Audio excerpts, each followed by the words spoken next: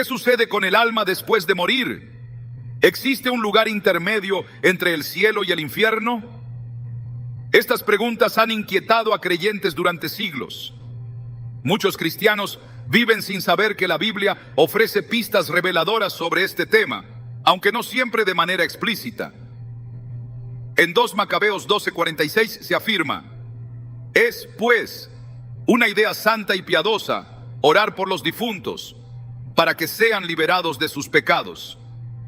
Esta escritura, ignorada por muchos, abre la puerta a una verdad que rara vez se enseña desde los púlpitos: la existencia del purgatorio como un estado de purificación. Hoy profundizaremos en este misterio espiritual, explorando lo que las escrituras realmente revelan y por qué tan pocos conocen esta doctrina. Te mostraremos cómo este conocimiento puede transformar tu manera de ver la misericordia de Dios y el destino eterno de las almas. ¿Estás listo para entender lo que Dios tiene reservado para ti después de esta vida? Muchos cristianos creen que si una palabra no aparece literalmente en la Biblia, entonces la idea que representa no puede ser cierta. Esta manera de pensar, aunque aparentemente lógica, puede cerrarnos a verdades espirituales profundas que Dios ha revelado de formas más sutiles, simbólicas o progresivas. La Escritura no siempre nombra con precisión cada concepto teológico que hoy conocemos, pero sí nos entrega las claves para entenderlo. Esto es especialmente cierto cuando hablamos del purgatorio. La palabra purgatorio como tal no está escrita en los textos bíblicos que la mayoría de los cristianos protestantes aceptan, pero los principios que lo fundamentan aparecen una y otra vez en las enseñanzas divinas, tanto en el Antiguo como en el Nuevo Testamento. De hecho, entender esta verdad no solo cambia nuestra visión de lo que ocurre después de la muerte, sino que transforma nuestra comprensión del amor, la justicia y la misericordia de Dios. En esta primera parte, profundizaremos en cómo el silencio literal de la Biblia sobre este término no es una negación de su existencia, sino una invitación al creyente a mirar más allá de las palabras visibles y adentrarse en el misterio de la purificación del alma. La Biblia está llena de misterios que Dios reveló gradualmente. Pensemos en la Trinidad. La palabra Trinidad no se menciona en ningún versículo, pero la doctrina es clara cuando leemos con discernimiento las Escrituras. En Mateo 28:19, Jesús comisiona a sus discípulos a bautizar en el nombre del Padre y del Hijo y del Espíritu Santo.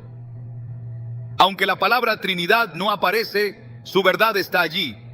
Del mismo modo, muchos cristianos rechazan el concepto del purgatorio solo porque el término no se encuentra de forma literal, ignorando que los fundamentos bíblicos de esta enseñanza están profundamente entrelazados con la doctrina de la santificación, del juicio, de la misericordia y de la comunión de los santos. En este punto es donde muchos se detienen, sin ir más allá, sin buscar con profundidad lo que Dios ha querido revelar de forma espiritual a quienes desean entender con el corazón, no solo con los ojos. Uno de los pasajes más reveladores es 1 Corintios 3:13-15, donde Pablo habla sobre cómo la obra de cada uno será probada por fuego. La obra de cada uno se hará manifiesta, el fuego la probará. Si la obra de alguno permanece, él recibirá recompensa. Si la obra de alguno se quema, él sufrirá pérdida. Sin embargo, él mismo será salvo, aunque así como por fuego. Este versículo ha sido objeto de múltiples interpretaciones, pero lo que queda claro es que hay un proceso posterior a la muerte, en el que el alma puede ser purificada, donde lo impuro es consumido, pero la persona en sí misma es salvada. No se habla de condenación, sino de una purificación dolorosa, pero salvadora. ¿No es eso una clara imagen del purgatorio? Un lugar o estado donde el alma ya salvada, pero aún imperfecta, debe pasar por una purificación antes de estar completamente preparada para ver a Dios cara a cara. Para comprender mejor esta idea debemos recordar que el cielo es un lugar de perfección y, como dice Apocalipsis 21:27, no entrará en ella ninguna cosa impura. Esto significa que toda alma que entra en la presencia de Dios debe estar completamente limpia, sin mancha, sin pecado, sin imperfección. Pero ¿qué pasa con aquellas personas que mueren en gracia, pero aún tienen apegos, pecados veniales o heridas espirituales sin sanar? ¿Las rechazará Dios completamente? ¿O acaso su misericordia provee un proceso final de purificación antes del encuentro definitivo? El purgatorio no niega la suficiencia del sacrificio de Cristo. Al contrario, la confirma, porque solo por ese sacrificio podemos ser salvos. Pero esa salvación no anula el proceso de santificación, sino que lo completa. La muerte no es el fin del proceso, sino el umbral hacia su cumplimiento más pleno. Dios, en su amor perfecto, permite que las almas que no están completamente listas, pero que le pertenecen, puedan ser purificadas antes de entrar en su gloria. El ejemplo del ladrón en la cruz es frecuentemente utilizado para contradecir la existencia del purgatorio.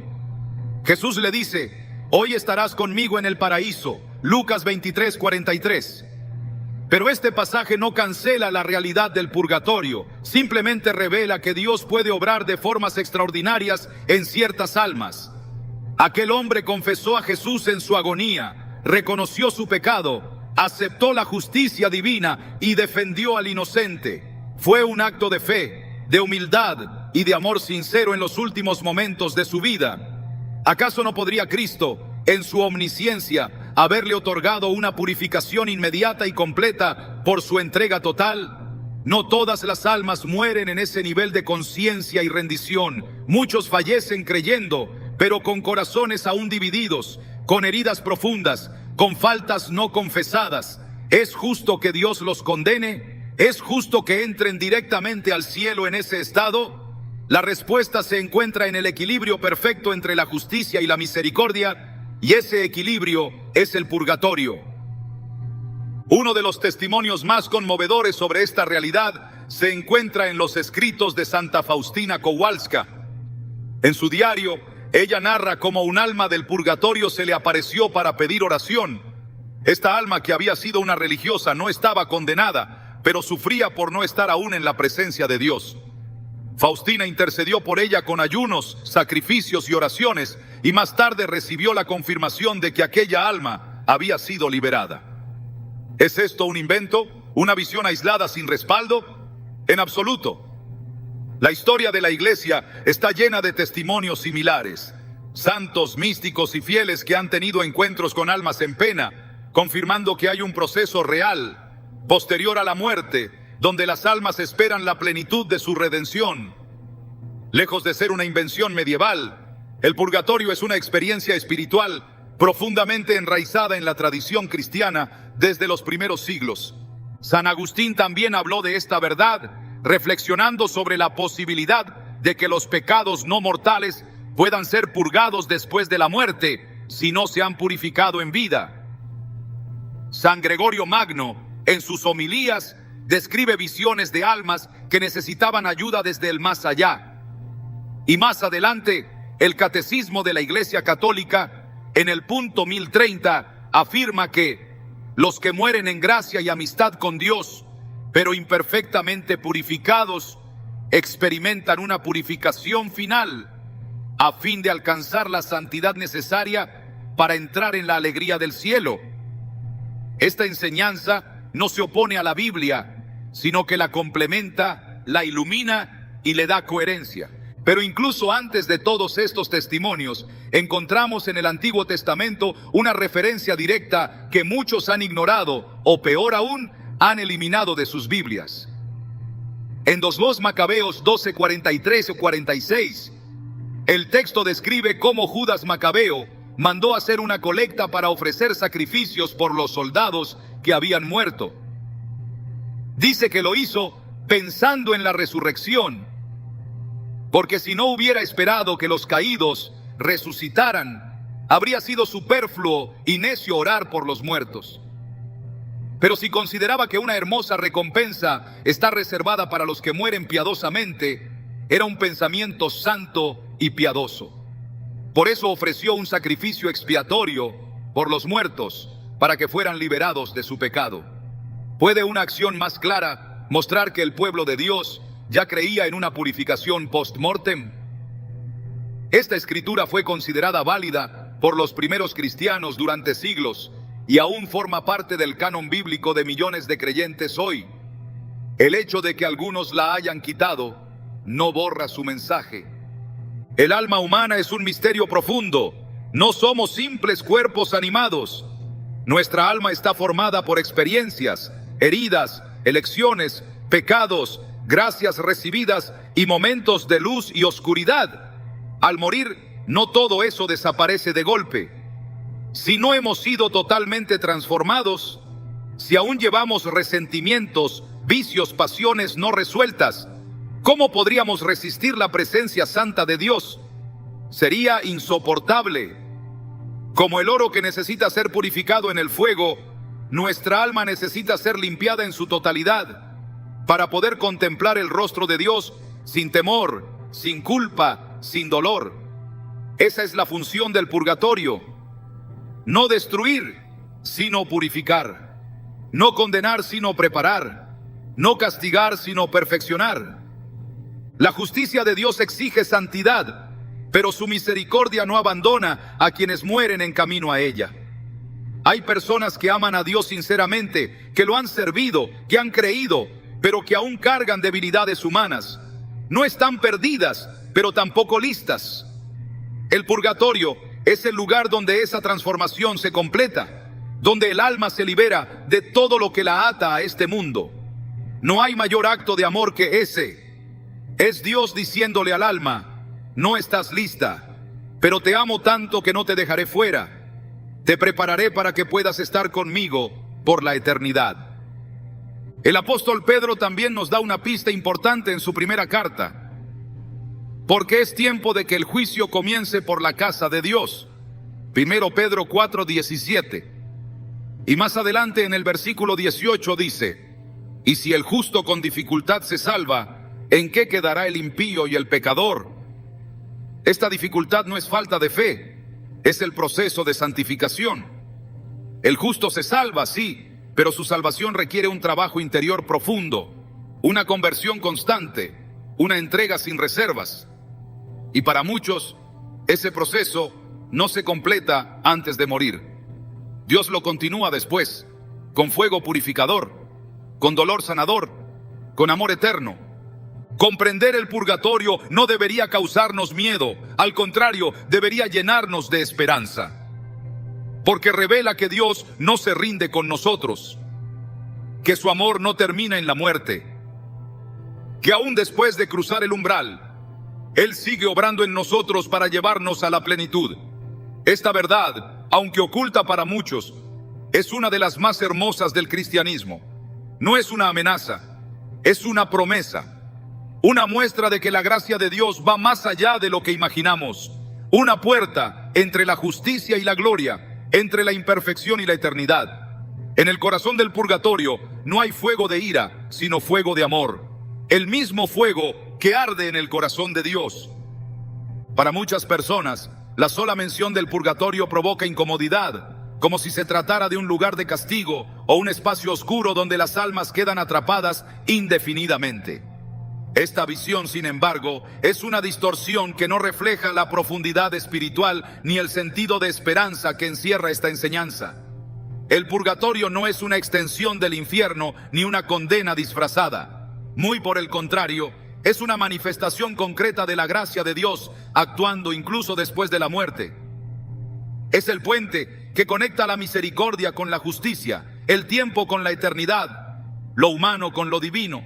Es una gracia en acción, una purificación necesaria para aquellos que, habiendo muerto en la amistad de Dios, todavía necesitan ser perfeccionados antes de entrar en la plenitud de su gloria. La Sagrada Escritura nos revela que el proceso de santificación no termina con la muerte. Filipenses 1:6 dice: estoy convencido de esto. El que comenzó en ustedes la buena obra, la irá perfeccionando hasta el día de Cristo Jesús. Esta obra de perfección no se detiene abruptamente al exhalar el último aliento, sino que en la economía de Dios continúa hasta que el alma esté completamente limpia y transformada. Quien muere en estado de gracia, pero no en plena santidad, no es rechazado, sino purificado. La gracia de Dios lo acompaña aún más allá del umbral de la vida terrenal. El purgatorio, entonces, no puede ser comprendido desde una lógica de castigo, sino desde el amor purificador de un padre que no se conforma con dejar a sus hijos incompletos. En Hebreos 12:6 se nos recuerda que el Señor disciplina a los que ama y azota a todo el que recibe como hijo. Esta disciplina no es un castigo cruel, sino una corrección justa y amorosa. Si en esta vida la corrección de Dios nos moldea, en la siguiente, su fuego purificador nos termina de modelar para que podamos reflejar su santidad sin sombra alguna. La naturaleza de este fuego no es de destrucción, sino de purificación. No es un fuego vengativo, sino transformador. San Pablo escribe en 1 Corintios 3:15 que él será salvo, pero como quien pasa por fuego. El alma que atraviesa ese fuego no es castigada, sino liberada. Es un proceso que permite que toda mancha, todo apego, todo vestigio de egoísmo que haya quedado en el corazón sea consumido por el amor ardiente de Dios. Nada impuro puede ver a Dios, y esa es una verdad tan profunda como liberadora. No porque Dios no quiera mostrarse al alma, sino porque el alma misma no podría resistir la intensidad de su gloria si no está plenamente purificada. En el pensamiento bíblico, ver a Dios no es simplemente una visión externa. Es una experiencia de unión tan total, tan perfecta, que el alma solo puede sostenerla si está limpia de todo defecto. Mateo 5:8 declara: bienaventurados los de limpio corazón, porque ellos verán a Dios. La limpieza del corazón no es opcional, es esencial. Por eso, el purgatorio es necesario. Porque incluso el alma que ha creído, que ha amado, que ha servido, muchas veces lleva consigo el polvo del camino, heridas no sanadas, decisiones tibias o hábitos persistentes que no reflejan completamente la imagen de Cristo. Dios no abandona esas almas, no les cierra las puertas, las abraza en su misericordia, pero también las invita a dejar todo lo que aún no es luz, todo lo que no es plenitud. El purgatorio no es un espacio de rechazo, sino de invitación. Es el último paso antes de la gloria, el vestíbulo de la eternidad, donde el alma es revestida de pureza, como una novia que se prepara para encontrarse con su esposo. En Apocalipsis 19:7-8 se describe: gocémonos y alegrémonos y démosle gloria, porque han llegado las bodas del Cordero y su esposa se ha preparado. Y a ella se le ha concedido vestirse de lino fino, limpio y resplandeciente. Ese lino fino es la justicia, la pureza, la total conformidad con el corazón de Dios, y ese ropaje no siempre está completo al momento de morir. Por eso, por amor, Dios ofrece una etapa final de preparación. Esta verdad espiritual también resuena con la enseñanza de la comunión de los santos. No estamos solos ni en vida ni en muerte. Las almas que pasan por el purgatorio no están desconectadas del cuerpo de Cristo. Siguen siendo parte del pueblo santo, de la gran familia de los redimidos. Son miembros vivos que están siendo perfeccionados, no excluidos. En la carta a los Hebreos capítulo 12, versículo 22 al 23, se habla de la asamblea de los primogénitos inscritos en los cielos, de los espíritus de los justos que han llegado a la perfección. Esto sugiere un proceso, una trayectoria, una progresión espiritual que culmina en la visión beatífica. El purgatorio no es una interrupción, es una continuación. Es la etapa final del camino de santificación. Hay quienes se preguntan por qué Dios simplemente no transforma el alma de inmediato al morir, si ya está salvada. Pero esta pregunta nace de una concepción superficial de la libertad humana y del respeto que Dios tiene por nuestro proceso.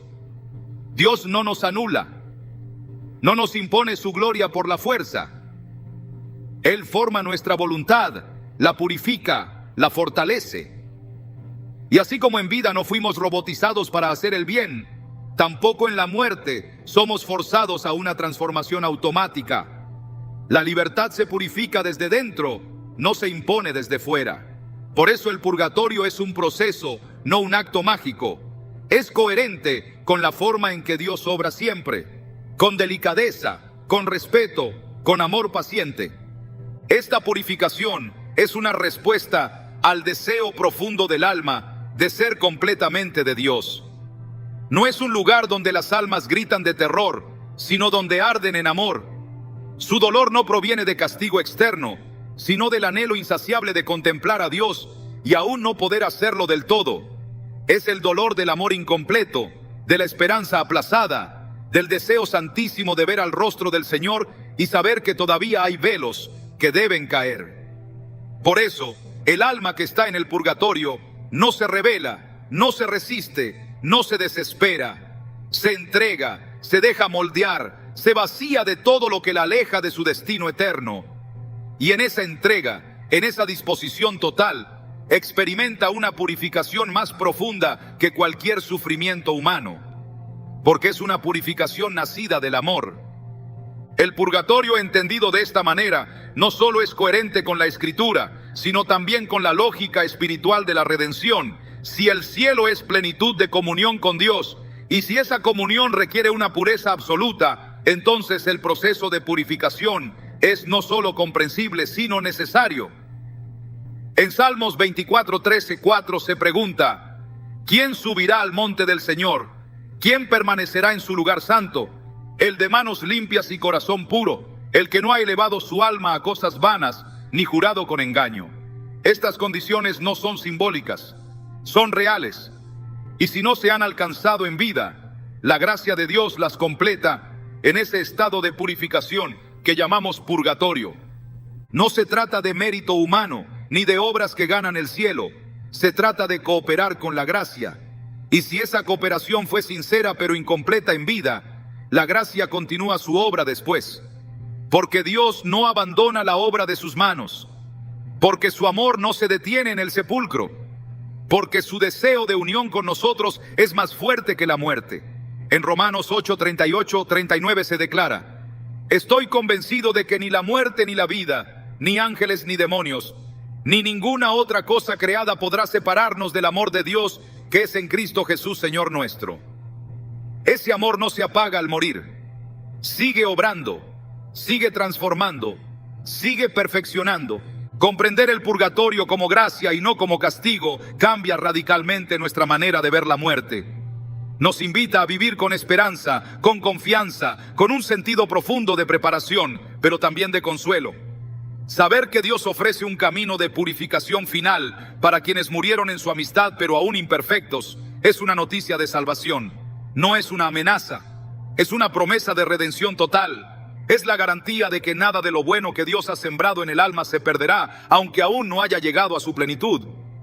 Esta verdad también nos enseña a vivir con más responsabilidad espiritual, a no dejar para después lo que podemos purificar hoy, a entregarle a Dios desde ahora nuestros apegos, nuestras heridas, nuestras fallas, para que su gracia nos transforme aquí y no más allá.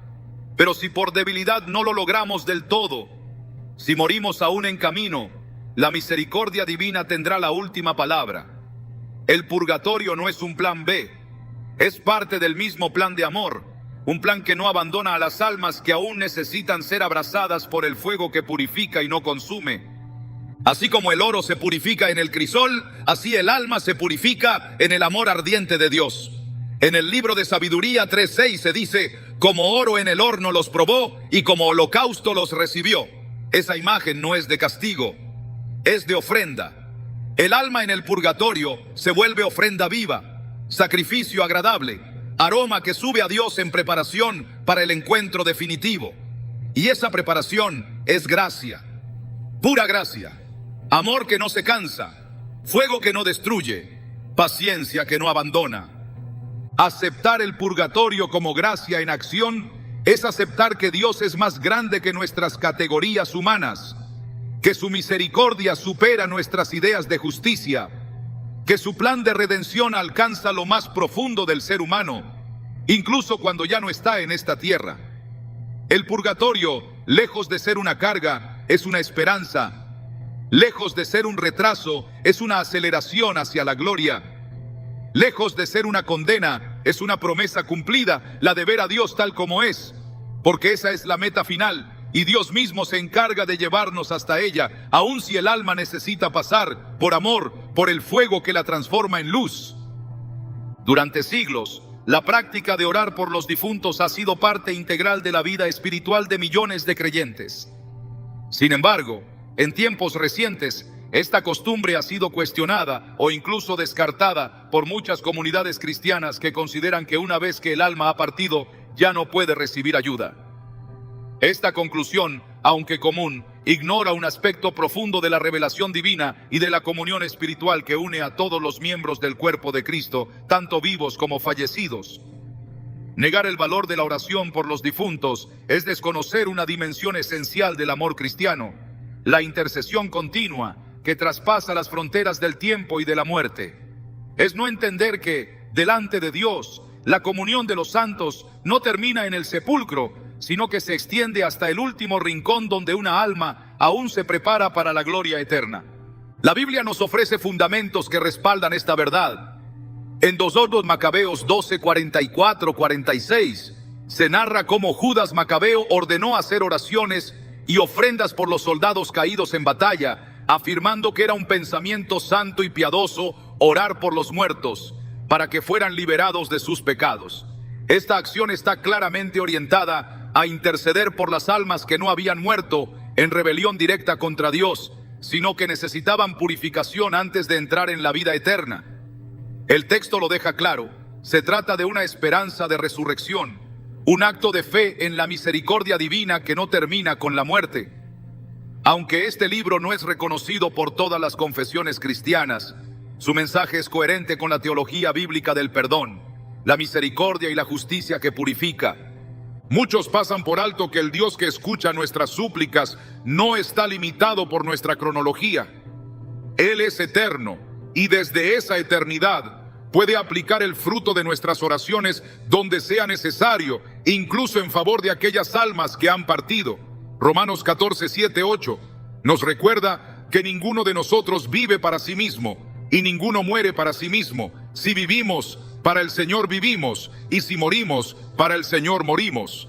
Por tanto, ya sea que vivamos o que muramos, del Señor somos. Esta declaración no solo afirma nuestra pertenencia a Dios más allá de la vida física, sino que insinúa que nuestra relación con Él permanece activa en todas las etapas de la existencia del alma. No hay desconexión, ni olvido, ni indiferencia. El alma sigue existiendo y su vínculo con el cuerpo místico de Cristo sigue siendo real. Negar el valor de la oración por los difuntos es, en cierto sentido, limitar el poder de Dios para actuar más allá de nuestras categorías humanas.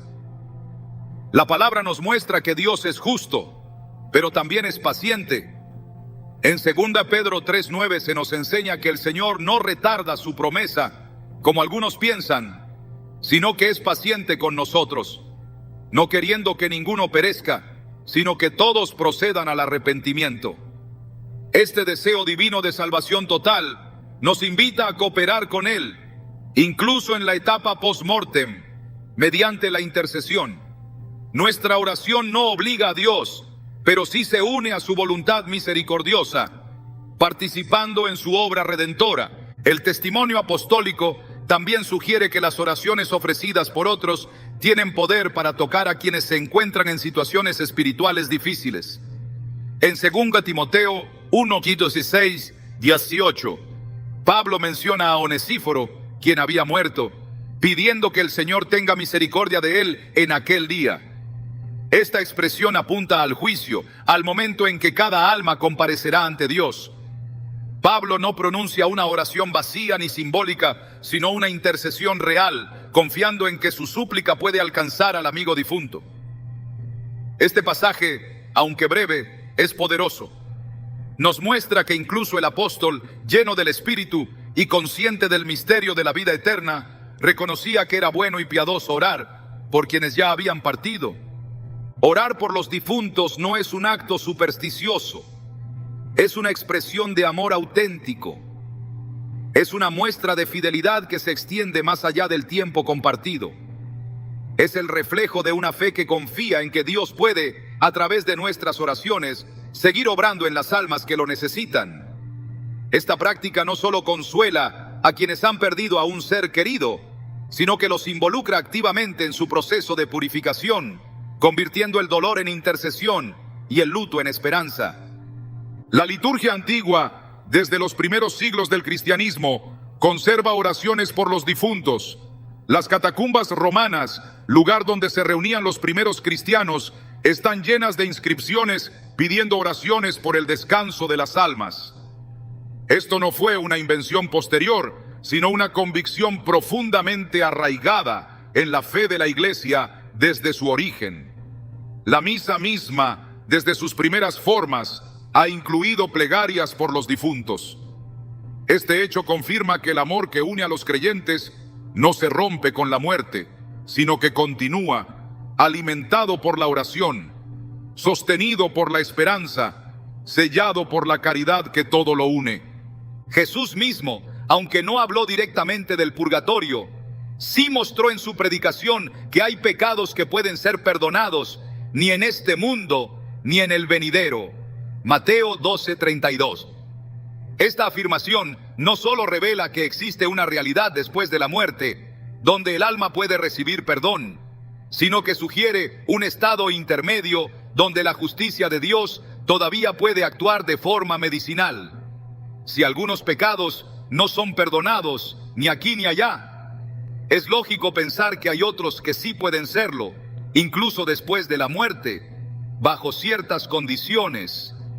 Esta interpretación fue compartida por muchos padres de la Iglesia, quienes veían en estas palabras de Cristo una clave para entender la posibilidad de purificación después de la vida terrenal.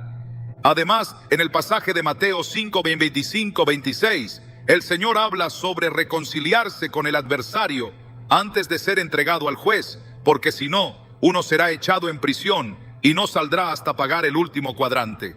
Esta imagen que Jesús utiliza en el contexto de la justicia espiritual fue entendida por muchos santos y teólogos como una alusión al estado de purificación, donde el alma paga, no como en una transacción comercial, sino mediante un proceso de transformación necesario para quedar libre del peso de sus imperfecciones.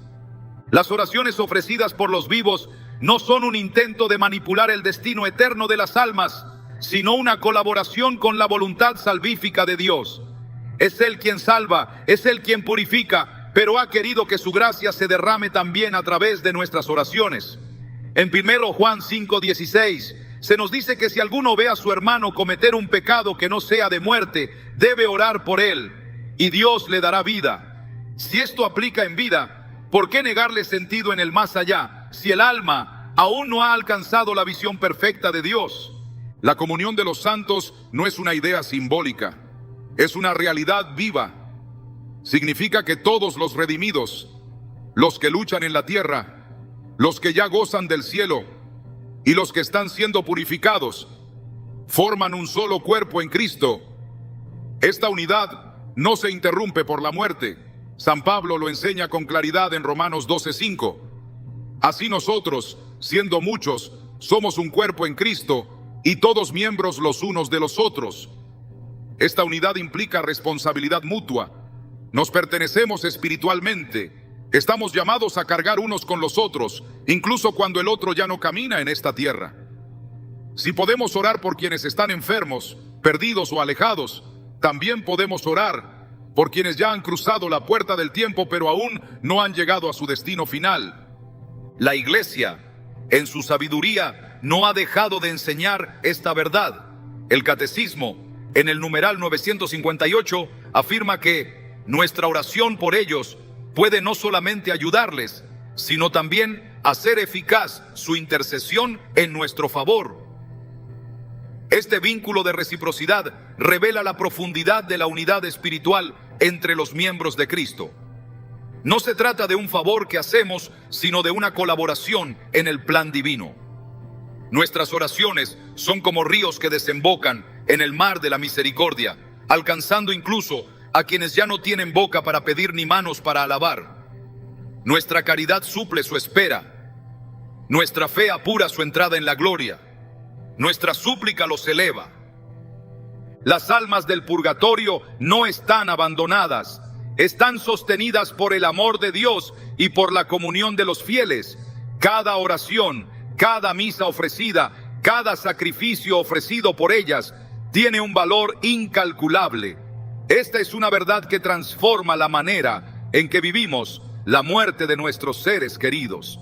nos permite seguir amándolos de forma activa, ayudándolos con nuestras oraciones, colaborando con Dios en su proceso de purificación. No se trata de buscar consuelo emocional, sino de cumplir con un deber espiritual nacido de la fe en la vida eterna y en la justicia purificadora de Dios. Negar esta posibilidad no solo empobrece nuestra comprensión del amor cristiano, sino que deja sin respuesta muchas inquietudes del corazón humano. ¿Qué pasa con los que mueren arrepentidos pero sin haber sanado completamente? ¿Qué destino tienen los que han creído pero no vivieron en plenitud su fe? ¿Es razonable pensar que el cielo o el infierno son las únicas alternativas inmediatas? El purgatorio, lejos de ser una idea aislada, da respuesta a estas preguntas desde la misericordia y la lógica espiritual. No todos mueren en rebelión, ni todos en santidad perfecta. El purgatorio es el lugar donde la gracia alcanza a los que están en ese proceso de purificación final, y nuestras oraciones los acompañan en esa travesía. Orar por los difuntos no es una práctica que deba quedar en el pasado. Es una misión viva, actual, urgente. En un mundo que cada vez piensa menos en la eternidad, los creyentes están llamados a ser testigos de esperanza. Y una de las formas más poderosas de vivir esa esperanza es mantener vivo el amor por los que han partido, convirtiendo ese amor en oración, en sacrificio, en intercesión. Porque aunque ya no los veamos, siguen formando parte de nuestra familia espiritual. Porque su destino eterno aún puede ser alcanzado por la gracia. Porque al final, en Cristo todo está unido y nada de lo que hacemos en la fe cae en el vacío. La verdad sobre el purgatorio se vuelve más clara cuando se entiende que el alma no está sola en su camino, está acompañada por las oraciones de los fieles, por el amor de la iglesia, por la fidelidad de Dios que no cesa hasta completar su obra. Por eso, orar por los difuntos es un acto de fe profunda en la justicia perfecta y en la misericordia activa de Dios. Es creer que el bien no termina con la muerte. Es vivir la caridad hasta sus últimas consecuencias.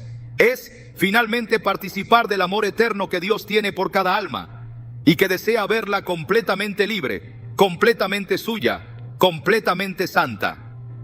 A lo largo de la historia de la Iglesia, ha habido momentos en los que lo invisible se ha hecho visible, en los que lo eterno ha tocado lo temporal y en los que las verdades más profundas del alma han sido reveladas con una claridad que sobrepasa el entendimiento humano. El purgatorio, aunque muchas veces ignorado, ha sido una de esas realidades espirituales que Dios ha permitido contemplar en ciertos momentos para que la fe de los suyos se fortifique y se afirme en lo que no se ve, pero es tan real como la gracia que nos salva. No se trata de leyendas ni de tradiciones inventadas con el paso de los siglos, sino de visiones, revelaciones y manifestaciones que han dejado un testimonio unificado, consistente, profundamente respetado por la Iglesia y conforme a la verdad que la Escritura sostiene, que las almas necesitan ser perfeccionadas y que esa perfección se alcanza a través de un proceso que no termina con la muerte. Las revelaciones que se han dado sobre el purgatorio no contradicen la palabra de Dios, la iluminan. Son luces que brotan en la noche de la duda, confirmaciones espirituales para aquellos que tienen oídos para oír y corazones abiertos a las cosas de lo alto. Lo que ha sido revelado a través de estas experiencias no pretende sustituir la autoridad de la Biblia, sino ayudar a comprender con más profundidad el misterio de la purificación de las almas. Porque el mismo Dios que inspiró las Escrituras es el que en su soberanía ha permitido que ciertas almas santas sean testigos de la realidad del más allá, no para entretener, sino para despertar. En muchas de estas manifestaciones, las almas del purgatorio no aparecen para infundir miedo, sino para suplicar amor. No buscan causar terror, sino encender compasión. Estas revelaciones son un eco del anhelo del alma que, habiendo sido salvada, desea con todas sus fuerzas unirse plenamente a la luz, pero aún necesita ser despojada de toda sombra. Este anhelo tiene una pureza tan profunda que no puede ser comprendido desde una lógica meramente humana. Solo quien contempla el rostro de la santidad puede entender cuánto duele no estar aún completamente transformado. Y este dolor no nace de un castigo arbitrario, sino del amor absoluto que el alma comienza a saborear, sin poder todavía beberlo por completo. A través de los siglos, la Iglesia ha acogido con discernimiento las experiencias místicas relacionadas con el purgatorio. Estas no han sido tratadas como simples curiosidades, sino como manifestaciones que deben ser probadas, examinadas y recibidas con prudencia. Cuando han sido confirmadas como legítimas, se han convertido en medios poderosos para enseñar, corregir y fortalecer la fe del pueblo de Dios, porque lo que en ellas se repite una y otra vez es el llamado a la santidad, la urgencia de la conversión, la necesidad de orar por las almas y la certeza de que Dios no abandona a ninguno de sus hijos en el camino hacia la gloria. Lo más impactante de estas revelaciones es su coherencia con la lógica divina. No presentan una visión contradictoria del Evangelio, sino que lo profundizan. Cuando se describe el purgatorio como un lugar o estado donde las almas experimentan una purificación dolorosa pero necesaria, no se está hablando de un castigo cruel, sino de una medicina justa. Así como el fuego purifica el oro y separa la escoria, así también el amor de Dios actúa en el alma para limpiarla de todo lo que no es amor. Este proceso, que puede ser doloroso porque revela lo que aún no ha sido sanado, es al mismo tiempo un proceso lleno de esperanza, porque se dirige a una meta definitiva, la visión eterna de Dios. Estas visiones no presentan un purgatorio donde reina la desesperación, sino un lugar de espera activa, donde las almas no pierden la esperanza, sino que la viven con una intensidad absoluta. Es la esperanza del encuentro, la certeza del abrazo final. Aunque no puedan hacer nada por sí mismas, saben que su destino está asegurado y que el dolor que experimentan es fruto del deseo ardiente de estar completamente unidas a la gloria. Esa tensión entre el amor que se vislumbra y la distancia que aún se siente es lo que hace del purgatorio un lugar de deseo purificador, de hambre santa, de sed de eternidad. La fuerza espiritual de estos relatos radica en que, lejos de trivializar el sufrimiento del purgatorio, lo presentan como una consecuencia directa del amor de Dios. No es un castigo ajeno a su naturaleza, sino una extensión de su santidad. Es la justicia que no destruye, sino que reconstruye. Es la misericordia que no encubre, sino que transforma. La imagen de Dios que emerge de estas revelaciones no es la de un juez implacable, sino la de un padre que no cesa hasta ver a sus hijos completamente restaurados, plenamente sanos, preparados para entrar en su casa sin mancha ni arruga. El lenguaje que se utiliza en estas experiencias no es caprichoso. Hablan de fuego, de luz, de silencio, de presencia. Cada símbolo apunta a una realidad invisible que solo puede ser comunicada a través de figuras. El fuego representa la intensidad del amor purificador. La luz indica la verdad que lo penetra todo.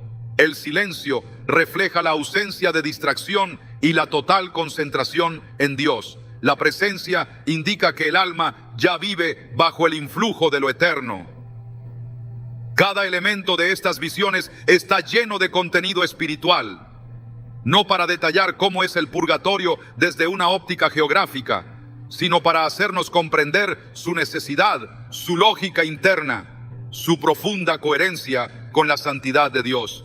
En algunas revelaciones se hace evidente que las almas del purgatorio conservan una sensibilidad aguda al bien y al mal, un deseo ardiente de reparación y una conciencia clara de lo que aún necesitan dejar atrás. Esto nos muestra que el purgatorio no es una pasividad, sino una espera activa, un tiempo en el que el alma coopera desde su total dependencia con la gracia que la transforma. No es un limbo estático, sino una purificación en movimiento, una escuela de amor, donde lo aprendido en la tierra se termina de grabar en la eternidad. Estas manifestaciones también tienen un efecto transformador en quienes las reciben. A menudo, el alma que ha contemplado el purgatorio experimenta un cambio radical en su manera de vivir la fe. Se intensifica el sentido del pecado, pero también el valor del arrepentimiento. Se profundiza el amor por la Eucaristía, por la oración, por los sacramentos. Crece la urgencia por vivir cada día con pureza de intención, sabiendo que nada se pierde en Dios, pero que todo será examinado con justicia. Porque si bien el amor cubre multitud de pecados, como dice la Escritura, también es cierto que cada acto, cada palabra, cada omisión será llevada a la luz para ser purificada, redimida, completada. Nada de lo que el alma ha vivido con fe será olvidado. Nada de lo que ha ofrecido con sinceridad será ignorado, pero tampoco nada de lo que ha retenido con egoísmo podrá entrar en la plenitud sin ser antes transformado. Y eso es precisamente lo que el purgatorio permite. Que incluso aquello que no fue perfecto, pero fue sincero, pueda alcanzar su plenitud por obra de la gracia. Por eso estas visiones no infunden miedo, sino esperanza. No provocan pánico, sino conversión. No siembran dudas, sino el deseo de vivir con más fidelidad. Las almas que se purifican no son almas extrañas, son nuestros hermanos, son parte de nuestra familia espiritual, son miembros del mismo cuerpo de Cristo, que todavía están siendo preparados para la comunión plena.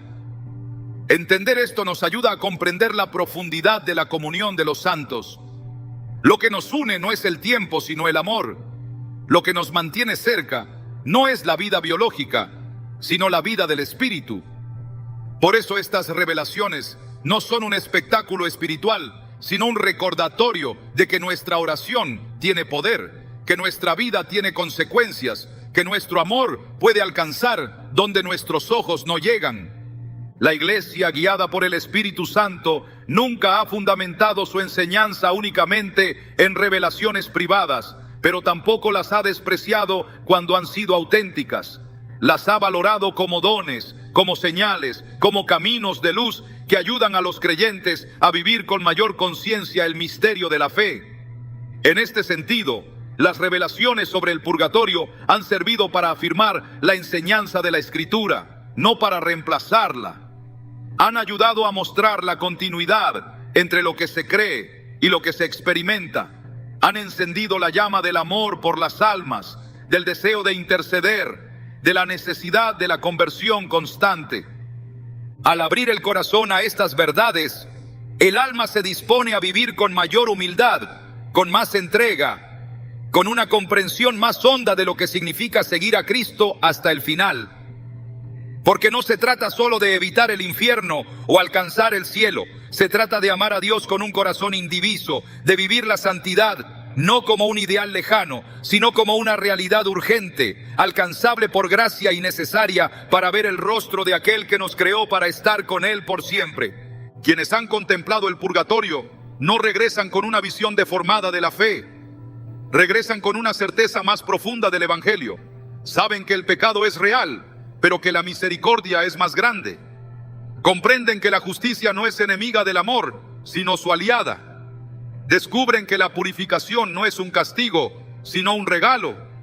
Y entienden que cada alma, incluso después de la muerte, sigue en manos del buen pastor, que va tras la oveja perdida hasta encontrarla, sanarla y llevarla al redil eterno. Al meditar en estas revelaciones, la actitud del creyente se transforma. Ya no vive solo para sí, vive para ayudar a otros a alcanzar la plenitud. Vive para reparar, vive para consolar, vive para amar. Y ese amor, vivido en lo oculto, ofrecido en la oración, entregado en el silencio, se convierte en llama que ilumina el camino de las almas que aún transitan por el valle de la purificación. Porque el amor verdadero no termina con la muerte, se fortalece, se purifica, se eleva.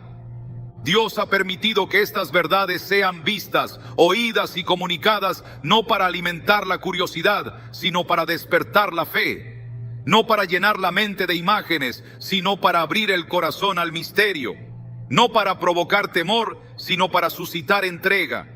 El purgatorio, revelado a través de estas visiones, no es un concepto abstracto, es una realidad viva, en la que el amor de Dios actúa con poder, llevando a cabo la obra que comenzó en el bautismo y que culminará en la visión cara a cara. Quien comprende esto no necesita ver con los ojos, le basta con creer, amar y vivir con un corazón dispuesto a ser transformado, porque en esa transformación está la verdadera preparación para la eternidad. El alma fue creada para contemplar a Dios.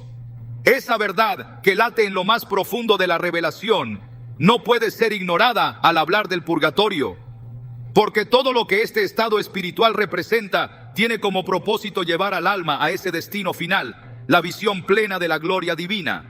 Pero para que eso ocurra, es necesario que nada impuro permanezca en ella. La Escritura lo declara con claridad absoluta en Hebreos 12:14. Busquen la paz con todos y la santidad, sin la cual nadie verá al Señor. No se trata de una sugerencia, sino de una condición ineludible. Solo los que han sido plenamente purificados pueden entrar en la presencia de aquel que es 3 veces santo. Por eso, lejos de ser una negación de la gracia, el purgatorio es su máxima expresión, porque permite que esa santificación se complete, incluso después de la muerte, como una obra de amor paciente y transformador. En Apocalipsis 21:27 se afirma que nada impuro entrará en ella, ni el que comete abominación o mentira, sino solo los que están inscritos en el libro de la vida del Cordero.